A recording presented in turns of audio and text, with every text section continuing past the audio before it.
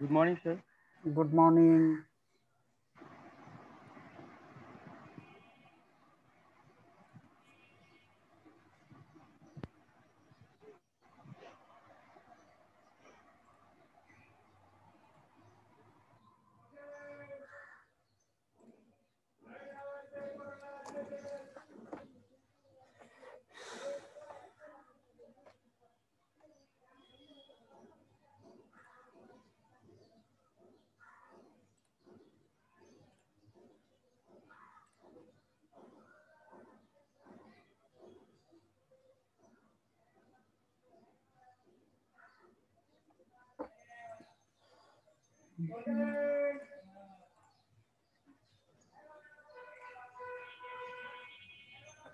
আপনারা কি আমাকে শুনতে পাচ্ছেন?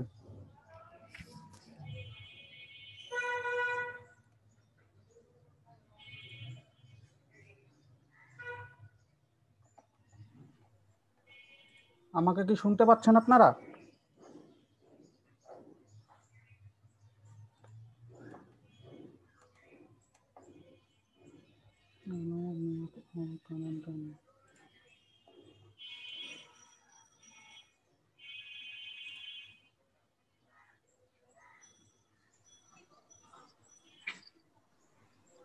জি স্যার। ওকে, আচ্ছা আরো কয়জন হইলো?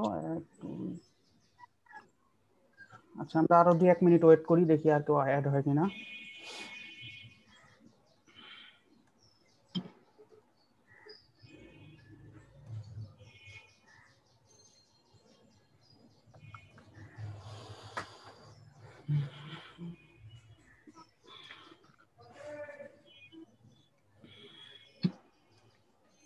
আপনাদের একটা মেসেঞ্জার গ্রুপ আছে না, ওইখানে আপনারা একটু বলেন যে অ্যাড হইতে সবাইকে। জি স্যার, সবাই অ্যাড হচ্ছে। ওকে,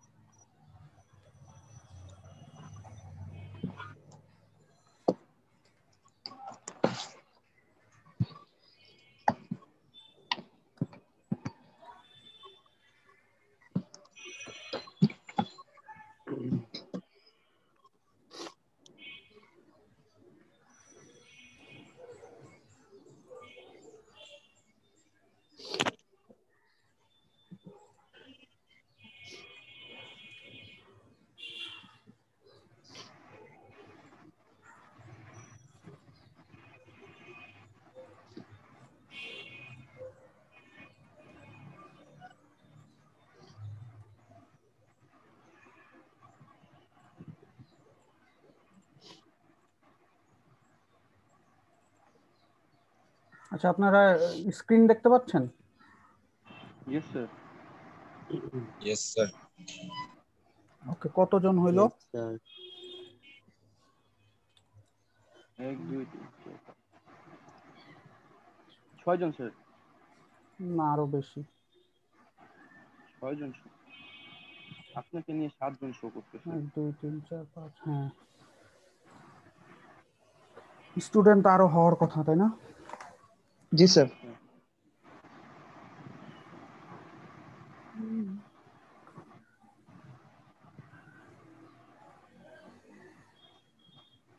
আচ্ছা প্রথমত আজকে আমরা আলোচনা করব আপনাদের অর্থের সময় মূল্য যে চ্যাপ্টারটা, সেখানে আমরা বেশ কিছু অঙ্ক এসডব্লিউ করছিলাম, রাইট? তো সেগুলার থেকে চ্যাপ্টার মানে পার্ট 1 2 3 যে এসডব্লিউ গুলো আমরা করছি, সেই সলিউশনগুলো আজকে আমি দিয়ে দিব। তো আপনাদের যাদের খাতার মধ্যে আপনারা একটু ঠিক করে নেবেন, যার কারো যদি কোনো সমস্যা থাকে, এবং কারো যদি কোথাও বুঝতে সমস্যা হয় যে কেন এই রুলসটা হইলো, সেটাও জিজ্ঞেস করে নেবেন। লেকচার 1 থেকে 3 এই চ্যাপ্টারে, ওকে? এটা নিয়ে আমরা কিছুক্ষণ কথা বলবো, তারপর আপনাদের যে কুইজ পরীক্ষাটা হবে সেটার ব্যাপারে কিছু আলোচনা করব, ঠিক আছে? ফিনান্সের।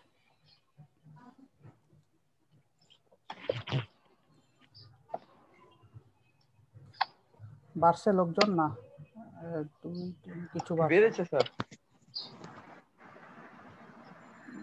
আর 2 মিনিট, আমরা 10টা 2 বাজে, দেখি আর 5 মিনিট 2-3 মিনিট ওয়েট করি আরো বাড়ে কিনা। আবার অনেকের তো কালকে পুজো ছিল, হয়তো এর জন্য লেট হচ্ছে ঘুম থেকে।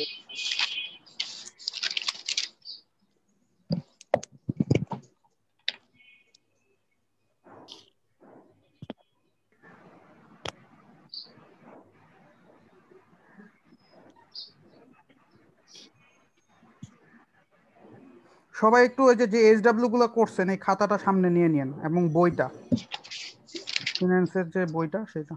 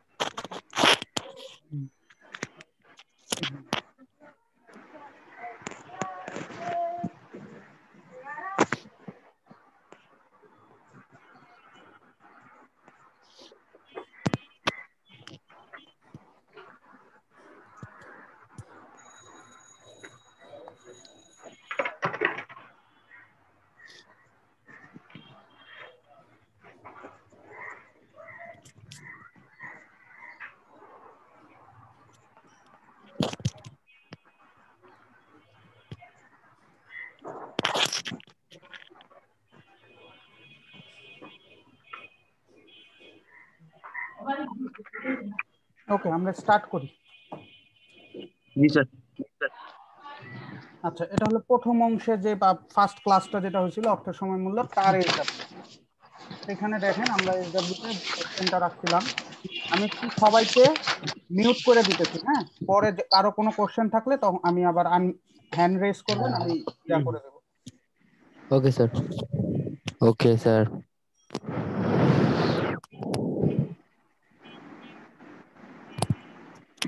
মিউট করে কি করে?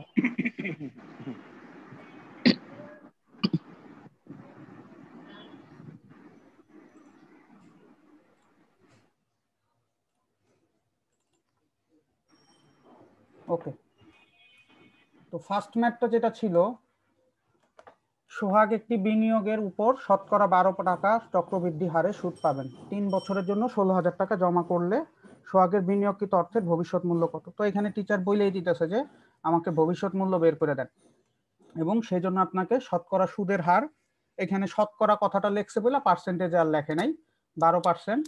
আর আপনি কত টাকা জমা রাখবেন? 16,000 টাকা। তো এটা এককালীনের অঙ্ক।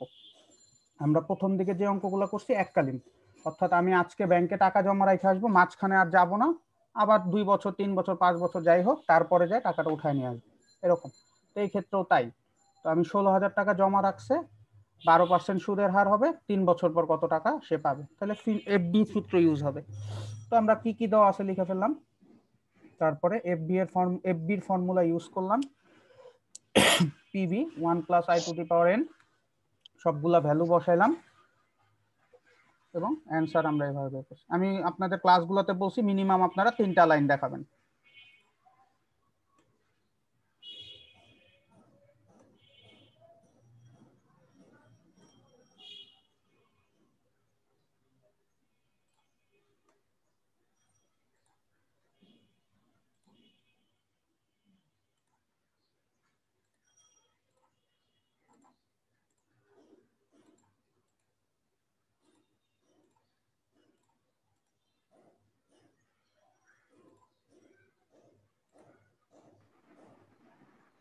কারো কোনো কোশ্চেন থাকলে বলেন এই অঙ্কটায়।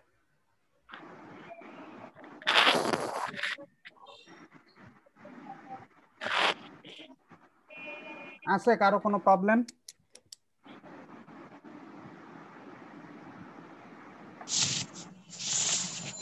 No sir.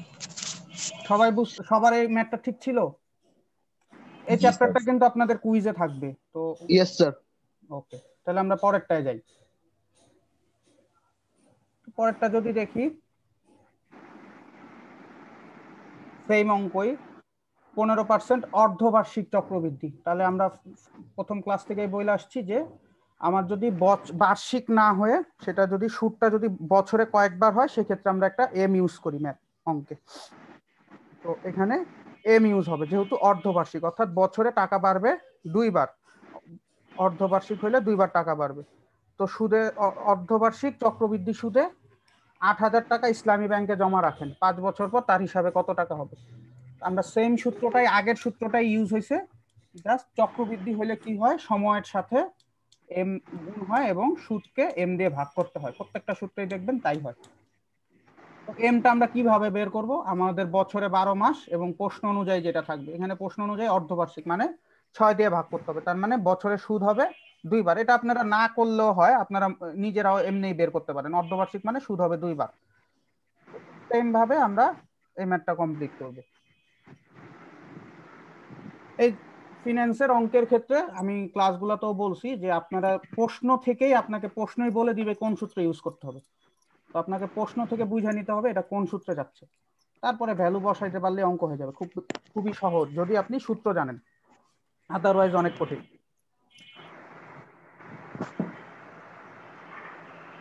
কারো কোনো কনফিউশন থাকলে বলেন, বা কারো হয় নাই কেন হইলো না? স্যার জি বলেন। এখানে স্যার 1 লাখ টাকা আসলো কোথায় থেকে?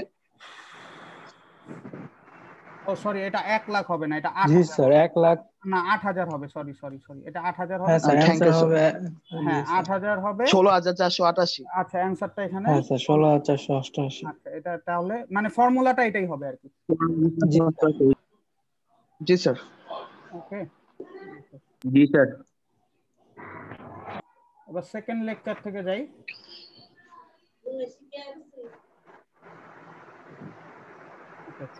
তো 15 বছর পর 3 লাখ টাকা পাওয়ার আশায় বর্তমানে কিছু টাকা ব্যাংকে জমা রাখতে চান। এবি ব্যাংক আপনাকে বার্ষিক 12% সুদ প্রদান করবে, অন্যদিকে ঢাকা ব্যাংক 10% হারে মাসিক চক্রবৃদ্ধি। তার মানে এবি ব্যাংকের যেটা সেটাতে বার্ষিক হারে হবে, তার মানে এটাতে কোনো এম দরকার নাই। এটা আপনাকে ঢাকা ব্যাংক বলতেছে মাসিক চক্রবৃদ্ধি, এটাতে এম লাগবে। তো আপনি কোন ব্যাংকে টাকা জমা রাখবেন? যেহেতু আপনাকে বলছে 15 বছর পর আপনি 3 লাখ টাকা পাবেন, তার মানে ফিউচার ভ্যালুটা দেওয়া আছে, আমরা প্রেজেন্ট ভ্যালুটা বের করব। তো আমরা দুইটাই বের করব, এবি ব্যাংকেরটাও বের করব, ঢাকা ব্যাংকেরটাও বের করব। তো এবি ব্যাংকের ক্ষেত্রে আমাদের ফর্মুলাতে এম থাকবে না, আর ঢাকা ব্যাংকের ক্ষেত্রে ফর্মুলাতে এম থাকবে। দেখেন সেম ফর্মুলা, আই কে এম দ্বারা ভাগ করছি আর এন এর সাথে এমটা মাল্টিপ্লাই করছি, তারপর ক্যালকুলেশন করছি।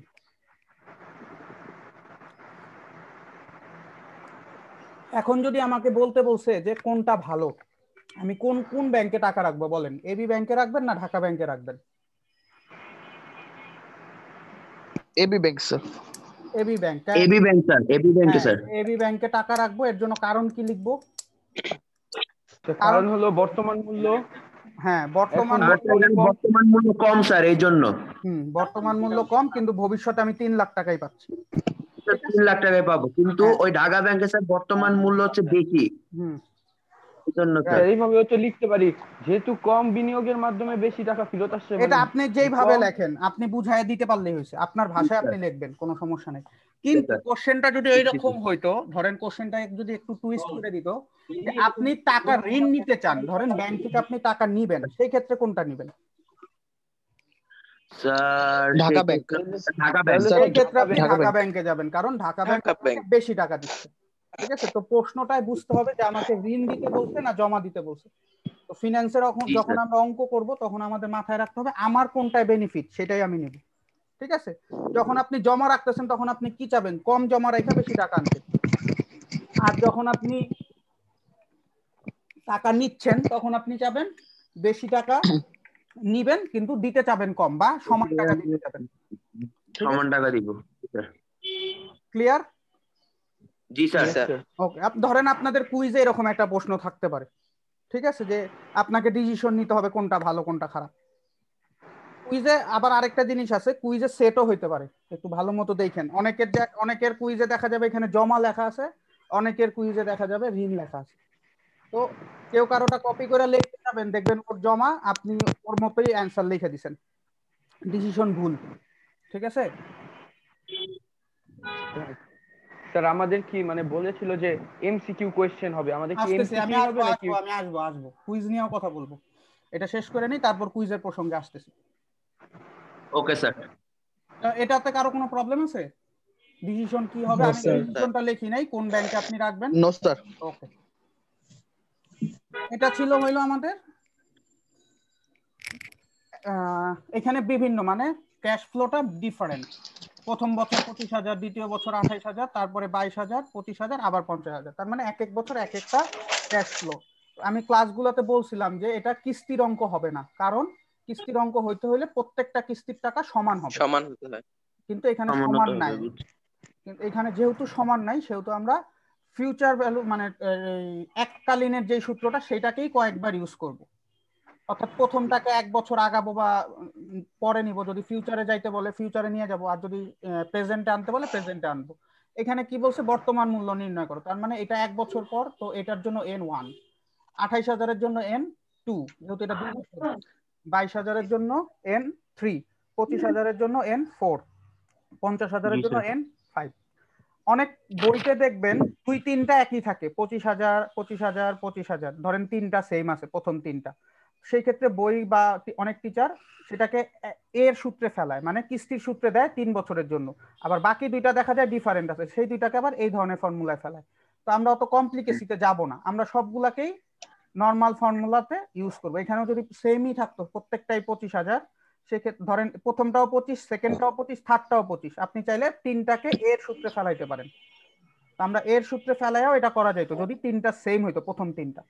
আমরা ওটা করব না, আমরা এভাবে আলাদা আলাদা করে করব, কারণ তাহলে আপনাকে কি করতে হবে, কিস্তির সূত্র ইউজ করতে হবে, আবার লাস্টের 2টার জন্য এই ফর্মুলা ইউজ করতে হবে। তো আমরা 2টা সূত্র ইউজ করার কোনো দরকার নাই, কমপ্লিকেসি বাড়বে। তার থেকে আমরা প্রত্যেকটা আলাদা আলাদা করে ফেলবো। ক্লিয়ার কথা?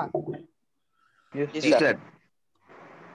এই ক্ষেত্রে হবেই না, কারণ এই ক্ষেত্রে কোনো বছরই সেম নাই। সেম আছে কবে, প্রথম বছর আর 4 নাম্বার বছর, তাহলে হবে না। যদি প্রথম 3টাই সেম থাকতো তাহলে করতে পারতেন। ধরেন 1 নাম্বার বছরে আছে 3 মাঝখানে 2 নাম্বার বছর ভিন্ন, 3 নাম্বার বছরে 1, তখন আর এটা করা যাবে না। যখন 2-3টা একই টাকা থাকবে তখন করা যায়, এটার ক্ষেত্রে হবে না। অনেক অঙ্ক দেখবেন যে এরকম থাকে যে 2-3টা সেম, প্রথম 2-3টা, সেক্ষেত্রে এটা ইউজ হয়। এটা সবার হয়েছে না? জি স্যার। ওকে, জি স্যার। এবার থার্ড পার্টটা দেখি। এটা কি থার্ড পার্টে আসলাম? হ্যাঁ জি স্যার, এবার কিস্তির ম্যাথ স্যার। আচ্ছা, আমি কিন্তু আজকের এই ক্লাসটা রেকর্ডিং যাবে না, তো যারা করতেছেন না বা যারা করবে না তাদের জন্য কিন্তু প্রবলেম হয়ে যাবে। হ্যাঁ, এটা আমি কিন্তু রেকর্ড করে আর দিব না, বা আমি রেকর্ড করিও নাই। রেকর্ড করছি না করি নাই? যে হচ্ছে তো না, রেকর্ড হচ্ছে না, এটা তো জাস্ট আমি স্ক্রিন শেয়ার করে আপনাদেরকে দেখাচ্ছি, এটা রেকর্ড করি নাই। কারণ রেকর্ড করি নাই কারণ হইলো তাহলে দেখা যাবে সবাই কি করবেন, 2-1 জন থাকবেন, বাকিগুলা সব চলে যাবেন।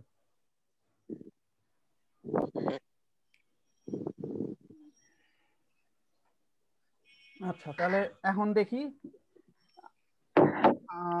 এখানে কি বলছে। অধ্যাপক আজিমউদ্দিন 2019 সালের 1 জানুয়ারি সিদ্ধান্ত নিলেন তিনি আগামী 12 বছর প্রতি বছরের শেষে 10,000 টাকা করে পেতে চান। তার মানে এটা কিস্তির অঙ্ক হয়ে গেছে, প্রতি বছরের শেষেই সে 10,000 টাকা পাবে, সেম অ্যামাউন্ট প্রতি বছরই পাবে।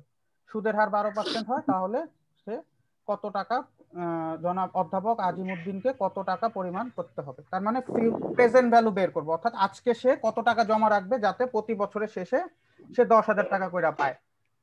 ঠিক আছে? তো সঞ্চয়পত্র কিনলে এরকম একটা কেস হয়। আপনি যখন সঞ্চয়পত্র কিনেন দেখবেন আপনি জমা রাখেন অনেকগুলা টাকা, তার এগেনস্টে আপনাকে সঞ্চয়পত্রে সুদ দেয়। যেমন এখানে সুদ দিতেছে কত টাকা, 10,000 টাকা করে। আমাদের কিস্তি 10,000, সুদের হার 12%, মেয়াদ 12 বছর। তাহলে আমি কত টাকা আজকে জমা করব? তাহলে পিভির ফর্মুলা ইউজ করলাম। পিভির ফর্মুলা ইউজ করে, যেহেতু এখানে কোনো সুদের হারটা বার্ষিক কিছুই বলা নাই, তাহলে আমাদের বার্ষিক সুদ, তো এখানে এম লাগবে না, ভ্যালু বসাইলাম, হয়ে গেল। আপনারা এটাকে আরো ভাঙলেও ভাঙতে পারেন, মিনিমাম 3টা লাইন দেখাবেন। যেমন ফার্স্ট সূত্র লেখাই অ্যান্সার লিখে দিলেন, তাহলে হবে না, মিনিমাম 3টা লাইন। অনেক স্টুডেন্ট আছে করবেন কি, যে ওই যে আরেকজনেরটা দেখা অনেস্টি দেখাবেন না, ওই সূত্র লিখছেন আর অ্যান্সার লিখছেন, সময় তো নাই স্যার, 2 মিনিট আছে, কিন্তু 3 লাইন দিতে হবে, ঠিক আছে, পরীক্ষার খাতায়। তো এটা করবেন না, মিনিমাম 3টা। প্রবলেম হয়েছে কারো এটা করতে? No sir. ওকে, আমার একটু হয়েছে স্যার। জি বলেন না, কোথায় স্যার problem? আমার স্যার এখানে যে স্যার লাস্টের অ্যান্সারের দিকে একটু প্রবলেম হচ্ছে স্যার। এখানে আসছে স্যার 61,944, কিন্তু আমার আসছে স্যার 62,000। 944 62,000 এটা খুব ডিফারেন্ট করবে না, ঠিক আছে? 61,944 আর হলো 62,000 আপনার ওই হয়তোবা পয়েন্ট দশমিকের কারণে আপনার বেশি আসছে বা কম আসছে, এই ওটা কোনো সমস্যা নেই।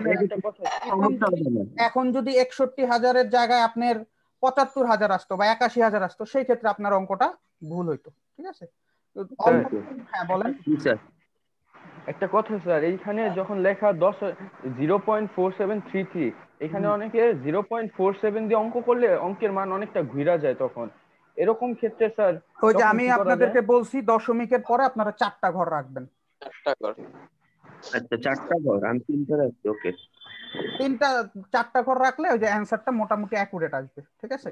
আর লাস্টে যদি টাকার ক্ষেত্রে যে একদম ধরেন এখানে 61,944 পয়েন্ট সামথিং আসলো, ঠিক আছে? ধরেন 44.60 ধরেন 60 পয়সা, তখন আমরা এটাকে 45 করে দিতে পারি। এটা আপনাদের ছোটবেলার নিয়ম আর কি। পয়েন্টের পর যদি 6 থাকে, 5-এর উপরে হলে এটাকে 1 বাড়ায় দিই। লাস্টে আপনারা পয়েন্ট না রাখলেও সমস্যা নাই, লাস্টে আপনারা দশমিক উঠাই দিবেন, ঠিক আছে? ওটার জন্য কোনো সমস্যা হবে না। 2-1 টাকা 10 টাকা 15 টাকা এটা ঝামেলা হবে না। ওকে, বুঝছি স্যার। এটা দেখি। 5 লাখ টাকা 5% সুদে 8 বছরের জন্য যমুনা ব্যাংকে হতে গ্রহণ করা হয়। উক্ত ঋণের টাকা যদি মাসিক কিস্তিতে প্রতি মাসের শুরুতে পরিশোধ করতে হয়, তাহলে মাসিক কিস্তির পরিমাণ কত? তাহলে আপনি 5 লাখ টাকা আজকে যমুনা ব্যাংক থেকে নিয়ে আসছেন, 8 বছর পর্যন্ত আপনি এই টাকা পরিশোধ করতে থাকবেন তারে। তো এখন আপনি প্রতি মাসে মাসে কত টাকা করে দিবেন? এখানে দেখেন প্রতি মাসে পরিশোধ করতে হবে, তার মানে এই সূত্রে একটা এম আছে, রাইট? আচ্ছা, এবং শুরুতে শুরুতে যখন হয় তখন আমরা বলছিলাম ফর্মুলাটা সেম থাকবে, জাস্ট একটা 1 + i মাল্টিপ্লাই করতে হবে। এখন যেহেতু এখানে এম আছে, তো আমি প্রথমেও বললাম যে i কে এম দ্বারা ভাগ করতে হয় সব সময়, আর মাল্টিপ্লাই করতে হয় যদি থাকে। তো এখানে আমরা কিস্তির পরিমাণটা বের করব। তার মানে আমার ফর্মুলা অনুযায়ী লেফট সাইডের কিছু মান দেওয়া আছে, রাইট সাইডের কিছু মান দেওয়া আছে। আমরা যদি নরমাল বীজগণিত চিন্তা করি, আমার এর মানটা দেওয়া নাই। এখন আমাকে রাইট সাইডের মানগুলা বসাবো, লেফট সাইডের মানগুলা বসাবো, এর মানটা বের করব। একদম আমরা জানি যে সবগুলা যদি মানের মধ্যে একটা অজানা মান থাকে, তাহলে আমি ওটা বের করতে পারি। বীজগণিত আমাকে তাই শিখাইছে, তাই না? তো এখানে রাইট সাইড বা লেফট সাইড ইম্পর্টেন্ট না, আমার সবগুলা মানের মধ্যে একটা অজানা মান থাকলেই হয়েছে। তো এখানে তাই আছে, একটা অজানা মান। এখানে আপনি জানেন না হলো এর মানটা, রাইট? বা কিস্তিরটা। তো আমরা কিস্তিরটা আমরা এটা আপনাদের মতন করে আপনারা ক্যালকুলেট করতে পারেন। রাইট সাইডে কখন নেবেন, লেফট সাইডে কখন নেবেন, এটা আপনার উপর নির্ভর করবে, কোনো সমস্যা নেই। ফিগার ঠিক লাস্ট পর্যন্ত ঠিক থাকলেই হয়েছে। ক্লিয়ার? জি স্যার। মনে হয় আমাদের 3টা ক্লাস এখানেই শেষ। তো এই 3টার ম্যাথ রিলেটেড আপনাদের কোনো প্রবলেম নাই, তবে যারা ম্যাথগুলা ভুল হয়েছে এইচডব্লিউ খাতায় করতে যায়, ওই ভুলটাই জমা দিবেন।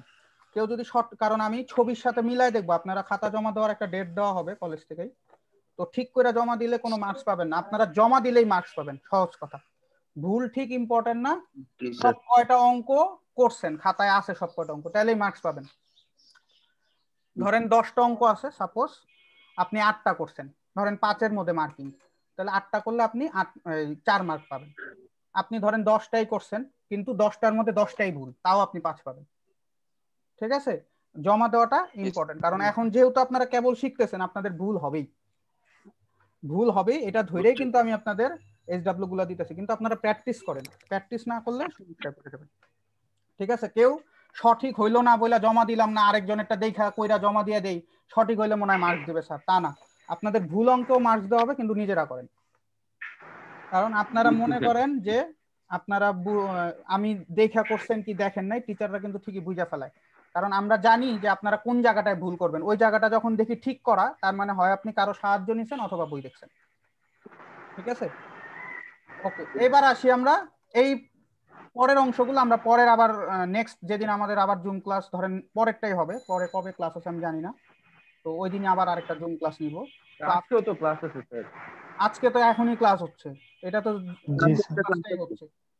হ্যাঁ, বুঝি নাই। কি আচ্ছা স্যার ম্যানেজমেন্ট ক্লাস আছে আপনার? হ্যাঁ ম্যানেজমেন্ট ক্লাস আছে, ম্যানেজমেন্ট ক্লাস আপলোড করে দিব, কারণ ম্যানেজমেন্ট ক্লাসে তো মানে আপনাদের সমস্যাগুলো নিয়ে আমরা কুইজের গুলো নিয়ে এবার নেক্সট ক্লাসে জুমে আলোচনা করব ম্যানেজমেন্ট, ঠিক আছে? হয়তো বা কালকে না কবে দেখি, মিনিট আমার সময় দেন, ম্যানেজমেন্ট নিয়ে কালকে আলোচনা করব, কারণ এরপরে আবার আমার সেকেন্ড ইয়ারেরও ক্লাস আছে আপনাদের শেষ ইয়ারে।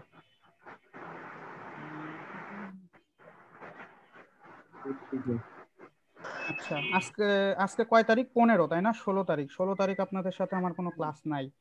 17 তারিখ, 17 তারিখে আমরা দুইটা জুম ক্লাস করব, মানে একই সাথেই করে যাব। আচ্ছা দেখি তো 17 তারিখ আপনাদের কে ক্লাস নেয়? মাঝখানে হচ্ছে পল্লব স্যারের ক্লাস। আচ্ছা দেখি 17 আমাদেরকে ব্রাদার বলছে যে আপনারা চাইলে বিকালেও ক্লাস করাইতে পারেন যদি জুমে নেই কেউ, তো এটা আমরা পরে ডিসিশন নিই। আচ্ছা এটা আমি পরে চিন্তা ভাবনা করি, পল্লব স্যারের সাথে কথা বলে যে পিছানো যায় কিনা, তাহলে দুইটা একই ফ্লোতে রাখবো। আচ্ছা তাহলে এখন আমরা আসি কুইজ রিলেটেড কোয়ারিজে, রাইট? আচ্ছা আপনারা কুইজের রুটিন তো পাইছেন মনে হয়, তাই না? জি স্যার। আচ্ছা রুটিন পাইছেন, সেখানে আমরা আমার ফিনান্সের প্রথম অধ্যায় আর তৃতীয় অধ্যায় রাখা হয়েছে ফার্স্ট কুইজের জন্য। সেখান থেকে কি আসবে? একটা সৃজনশীল প্রশ্ন আসবে। এটা কি দ্বিতীয় পত্র নাকি স্যার? না ফিনান্সের, সরি ফার্স্ট পেপার হবে না।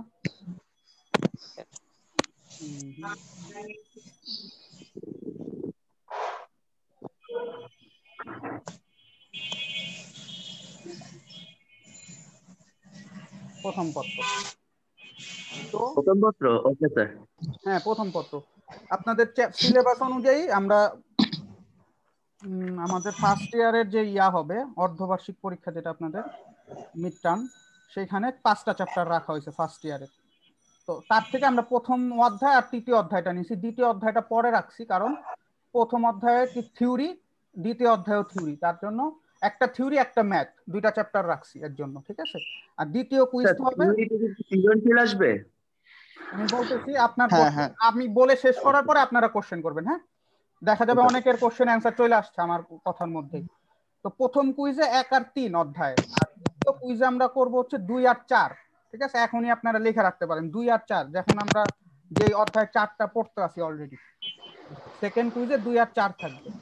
আর যখন আপনাদের অর্ধবার্ষিক হবে তখন 1 থেকে 5, যেটা এটা তো আপনারা পরে রুটিন পাবেনই পরে। আচ্ছা 1 আর 3 অধ্যায় থেকে আপনাদের কি আসবে ফার্স্ট কুইজে আসবে হচ্ছে 10টা এমসিকিউ। এমসিকিউ বলতে আপনাদের টিক মার্ক না, মানে 4টা অপশন থাকবে যেটা আপনাদের বোর্ডে হবে, সেরকম না, শর্ট নোটস, মানে 1 লাইনের উত্তর লিখবেন, ঠিক আছে? ধরেন কোনো কিছু কাকে বলে, বললাম যে ফিউচার ভ্যালু মানে কি ধরেন, ঠিক আছে? চক্রবৃদ্ধিকরণ মানে কি, এই ধরনের কিছু 1 লাইনের কোশ্চেন লিখতে হবে। এরকম কোশ্চেন থাকবে 10টায়, যে সংক্ষেপে উত্তর 10টা, দেখতে পাচ্ছেন? এরকম 10টা প্রশ্ন থাকবে। আর আচ্ছা এটা মনে হয় শেষ হয়ে যাচ্ছে, আপনারা আবার একটু জয়েন করেন। হ্যাঁ 40 মিনিট হয়ে গেছে, ঠিক আছে? আচ্ছা না 10 মিনিট আছে, আচ্ছা 10 মিনিটে হয়ে যাবে আমাদের শেষ। আচ্ছা সংক্ষেপে উত্তর 10টা থাকবে। আচ্ছা এখন এই সংক্ষেপে উত্তর আপনারা বইয়ে খুঁজে খুঁজে বের করতে হবে। এটা এরকম থাকবে না যেরকম আমি বললাম যে ফিউচার ভ্যালু কাকে বলে লেখা, নট লাইক দ্যাট। আপনাকে একটু কনসেপচুয়ালি জিজ্ঞেস করা হবে যে মুনাফার সাথে ধরেন ঝুঁকির কি রকম সম্পর্ক। ফার্স্ট ইয়ারের কোশ্চেন, মানে ফার্স্ট চ্যাপ্টারে একটা কোশ্চেন আছে, মুনাফার সাথে ঝুঁকির কি রকম সম্পর্ক, পোর্টফোলিও করলে কি সুবিধা, ঠিক আছে? তো এই কোশ্চেনগুলো একটু বই খুঁজে বের করতে হয়। ডাইরেক্ট কাকে বলে, কয় প্রকার, ফিউচার ভ্যালুর ফুল ফর্ম লেখেন বা ফিউচার ভ্যালু শর্ট ফর্ম লেখেন, এই ধরনের কথা থাকবে না। একটু আপনাকে খুঁজতে হবে, অথবা কনসেপ্টটা ঠিক থাকতে হবে। অনেকের অ্যান্সার একটু ডিফারেন্ট হইতে পারে, যেমন কাকে বলে বললে সবার অ্যান্সার সেম হবে। তো কনসেপচুয়াল থাকবে। আপনার মতে কি, যেমন আমি এখানে 5টা ডেমো দেখাইতে পারি আপনাদের, যেটা আপনাদেরকে আপনারা বলছেন যে আপনারা কিরকম হবে, একটা ডেমো দেখি আমরা। যদি ডেমো দেখি, দেখেন এখানে 5টা কোশ্চেন রাখা হয়েছে। যেমন প্রথম কোশ্চেনটা কি আছে পড়ি, সময়ের সাথে ভবিষ্যৎ মূল্যের সম্পর্ক কেমন। এটা কিন্তু আপনি ডাইরেক্ট প্রশ্নে পাবেন না। তো এটার অ্যান্সারটা কি হবে, সময়ের সাথে ভবিষ্যৎ মূল্য কেমন, সময়ের সাথে সময়ের পরিবর্তন হবে, বা সময় যত আগাবে ভবিষ্যৎ মূল্য তত বাড়তে থাকবে। অ্যান্সারটা হবে এটাই, যে সময় আগাইলে ভবিষ্যৎ মূল্য বেড়ে যাবে। অথবা আপনি এইভাবে লিখতে পারে, অনেকে লিখতে পারে যে সময় পরিবর্তনের সাথে সাথে ভবিষ্যৎ মূল্য বৃদ্ধি পায়, এইভাবেও লিখতে পারে। বা এভাবে লিখতে পারে সময় যত বাড়বে ভবিষ্যৎ মূল্য তত বাড়বে, এভাবেও লেখা যায়। সময়ের সাথে ভবিষ্যৎ মূল্যের সম্পর্ক সমমুখী, সমমুখী মানে দুইটা বাড়লেই মানে একটা বাড়লে আরেকটাও বাড়বে এভাবে। মাসিক চক্রবৃদ্ধি ও বার্ষিক চক্রবৃদ্ধির মধ্যে কোনটি ভালো? এখানে জাস্ট এক লাইন অ্যান্সার যে মাসিক চক্রবৃদ্ধি ভালো, অথবা কেউ বলতে পারেন বার্ষিক চক্রবৃদ্ধি ভালো। ঠিক আছে, এটা কিন্তু ডাইরেক্ট কোশ্চেন না। উৎপাদন খরচ কমে গেলে বিক্রয় মূল্য কি হবে? উৎপাদন খরচ কমে গেলে বিক্রয় মূল্য বাড়বে না কমবে, এটাই লিখতে হবে। ঠিক আছে, বৈচিত্র্যায়ন নীতির উদ্দেশ্য কি? সম্পদ সর্বাধিকরণের নির্দেশক কি? এই ধরনের কিছু, আবার দুই একটা এরকম থাকতেও পারে, যে সবগুলাই যে কনসেপচুয়াল থাকবে তা না, দুই একটা কাকে বলে কি এটাও থাকতে পারে। কারণ দেখা যাবে 25 মিনিটের পরীক্ষা, খুব অল্প সময়, তো দুই একটা থিওরিটিক্যাল কোশ্চেন রাখবো, মানে যাতে খুব বেশি কঠিনও না হয় খুব বেশি সহজও না হয় কোশ্চেন। ঠিক আছে, তো আপনাদেরকে কি করতে হবে এখন? তো এই যে যেহেতু আমি বললাম যে এটা কনসেপচুয়াল, তো আপনাদেরকে কনসেপ্ট গুলাকে ক্লিয়ার করে নিতে হবে। ঠিক আছে, প্রত্যেকটার কনসেপ্ট গুলা ক্লিয়ার থাকতে হবে। বই আপনি মুখস্থ করে ফেললেও লাভ হবে না, কোশ্চেন খুঁজে খুঁজে পাবেন না। একটু কনসেপ্ট, প্রত্যেকটা টপিকের কনসেপ্টটা ক্লিয়ার রাখেন, যে এটার মধ্যে কি বলা হয়েছিল, স্যাররা লেকচারে কি বলছিল, এটা লেকচার ফলো করলেই হয়ে যায়। ঠিক আছে, এটা বাড়ার সাথে ওটার কি সম্পর্ক, এই জিনিসগুলো পড়তে হবে। কাকে বলে এগুলা মুখস্থ করে কোনো লাভ হবে না। ঠিক আছে, তো কনসেপ্ট গুলো ক্লিয়ার করে নেন। এরকম 10টা প্রশ্ন থাকবে, এক লাইনের অ্যান্সার লিখবেন 10 মার্ক। আর একটা সৃজনশীল প্রশ্ন থাকবে, সৃজনশীল প্রশ্নটা যেটা আপনাদের বোর্ড স্ট্যান্ডার্ড সৃজনশীল প্রশ্ন। তো এখন আপনারা, আমার একটা কোশ্চেন ছিল, শেষ করি আমি, একটা মিনিটে শেষ করি, তারপর আপনাদের কোশ্চেন শুনি। তো এখানে আপনারা বুঝতেই পারতেছেন যে দুইটা চ্যাপ্টার থেকে কোনটা সৃজনশীল দিব, বোঝা উচিত। আপনারা সবাই স্মার্ট, তাই না? তো কোন চ্যাপ্টারে সৃজনশীল থাকবে এটা বোঝাই যাইতেছে। ঠিক আছে, তো এই হলো আপনাদের কুইজের কথাবার্তা। তো আপনারা 8টা থেকে 8টা 25 এই সময়ের মধ্যে কুইজটা শেষ করবেন। শেষ করার পর আমার ক্ষেত্রে এটা মেইলে জমা দিতে হবে, আমি আপনাদেরকে মেইল আইডি ওই পরীক্ষার আগের দিনই দিয়ে দিব এগুলা। ঠিক আছে, মেইলে জমা দিয়ে দিবেন, এবং পরীক্ষা সবগুলা শেষ হওয়ার পরে ওইগুলো আবার কলেজে এসে জমা দিয়ে যেতে হয়। এই হলো আমাদের পরীক্ষার নিয়ম। হ্যাঁ, এবার আসেন আপনাদের কোশ্চেনে যাই। বলেন আর কি কোশ্চেন আছে, এক এক করে বলেন। স্যার সময় নিয়ে একটু মানে কোশ্চেন ছিল আমার, কারণ স্যার আমাদের একটা সৃজনশীল লেখার জন্য স্যার মিনিমাম 20 মিনিট লাগে স্যার। হ্যাঁ, আর ওখানে 10টা স্যার সংক্ষেপ উত্তর, ওই জায়গায় তো স্যার 10 মিনিট লাগবে। এটা এখন সব সাবজেক্টেই একটা করে সৃজনশীল থাকবে। ঠিক আছে, তো আপনাদেরকে আমরা এখানে কি চাচ্ছি, আমরা এখানে খুব ডিটেইল কিছু চাচ্ছি না আপনাদের থেকে। ধরেন আমি একটা কোশ্চেন, ধরেন সাপোজ এই ম্যাথটাই দিলাম, ধরেন সাপোজ এই ম্যাথটা আছে। ঠিক আছে, এই ম্যাথের ক্ষেত্রে আপনি কি এই যে দেওয়া আছে এত কিছু লিখবই না আমি, যেহেতু আমার সময় সংক্ষিপ্ত, তাই না? আমি কি করব, আমি খালি সূত্র তুলবো, মান বসাবো, 3 লাইনে অ্যান্সার বাই করে ছেড়ে দিব। ঠিক আছে, এত কিছু আমি লিখবো না। এটাই ধরেন সৃজনশীল প্রশ্ন আকারে আছে, এটাই একটা সৃজনশীলের মধ্যে আসছে। তো আপনি এই দেওয়া আছে এত কথা লিখবেনই না। আর আপনাদের 25 মিনিট বললে এটা 30 মিনিট 35 মিনিট নিয়ে যেতে পারেন, সমস্যা নাই। ঠিক আছে, আমার ক্ষেত্রে সমস্যা নাই, মানে আমি বলে দিতেছি যে আমার ক্ষেত্রে সমস্যা নেই। আমার পরীক্ষা যদি 8:30টায় শেষ হয়, আপনারা 8টা 50 পর্যন্ত টাইম পাবেন মেইল করার। 8টা 50 পর্যন্ত যারা মেইল করবেন তাদেরটা আমি কাউন্ট করবো। ঠিক আছে, তার মানে 20 মিনিট কিন্তু এক্সট্রা দিচ্ছি, 20 মিনিট আরো এক্সট্রা পাচ্ছি। তো এই হলো, হ্যাঁ, তারপরে আর কারো কোশ্চেন? স্যার আমরা যেমন স্কুলে কুইজে খাতা লিখতাম, মানে স্কুলে তো খাতা দিত, একটা ডাবল পেজ দিত, ওইটার মধ্যে আমরা কুইজ পরীক্ষা লিখতাম। কলেজেও কি স্যার এরকম ডাবল পেজে লিখবো? হ্যাঁ, আপনারা আপনাদের খাতা থেকে লিখবেন, কিন্তু যে খাতায় লিখবেন ওই খাতাটা আবার জমা দিতে হবে। ঠিক আছে, তো ধরেন অ্যাসাইনমেন্ট যেভাবে করি, তো অ্যাসাইনমেন্টের মতো লুজ কিছু কাগজের মধ্যে ওটা করে ওইটাই ছবি তুলে জমা দিলেন, ওইটাই আবার কলেজে এসে পরে জমা দিয়ে গেলেন। এবং প্রত্যেকটা পেজের উপরে, মানে প্রত্যেকটা না, প্রথম পেজের উপরে নাম থাকবে আপনাদের, নাম, রোল, সাবজেক্ট এগুলা থাকবে, এবং প্রতিটা পেজে 1 2 3 নাম্বারিং করবেন। ঠিক আছে, যাতে আমার ছবিগুলো বুঝতে সুবিধা হয়। ঠিক আছে, প্রতিটা পেজের কোনায়, ধরেন এইটা একটা পেজ, এই পেজের কোনায় আপনারা যে কোনো এক কোনায়, ডান সাইডে হোক বাম সাইডে হোক, যেটা 1, তারপরের পেজে আসলেন এটা 2, তারপরের পেজে আসলেন এটা 3, এইভাবে মার্কিং করে দিলে ছবিগুলা সিরিয়ালি আমি বুঝতে পারবো, কারণ অনেক ছবি সিরিয়াল উল্টায় যাবে যখন সাইজ অনুযায়ী। তারপর আর কারো কোনো কনফিউশন কুইজে থাকলে বলেন। পিকগুলো কি আপনার ইমেল আইডিতে পাঠানো হবে?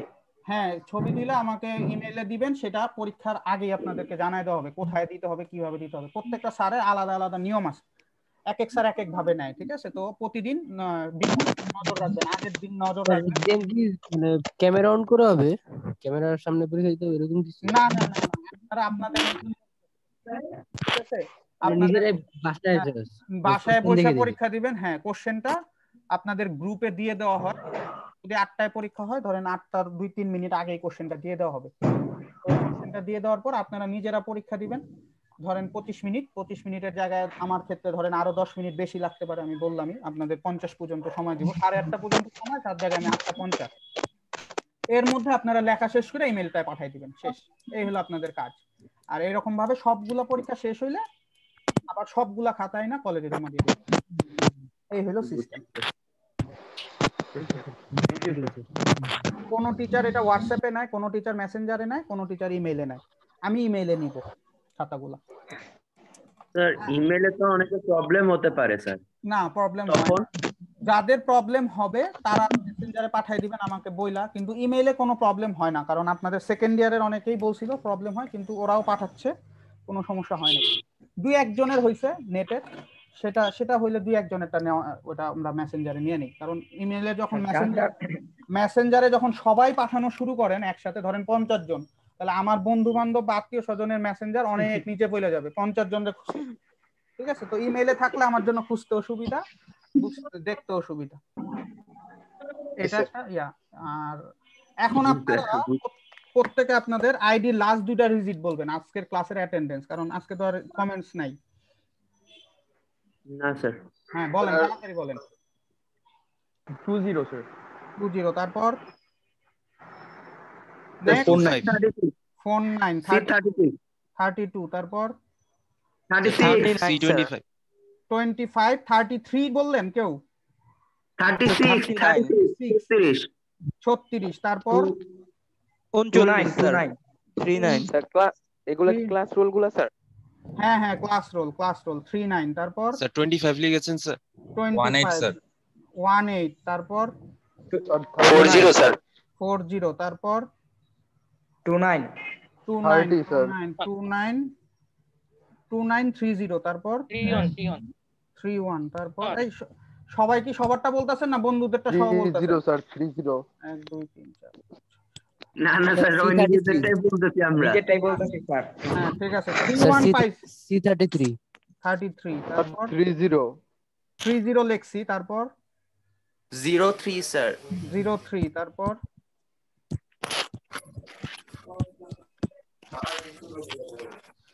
আর কেউ?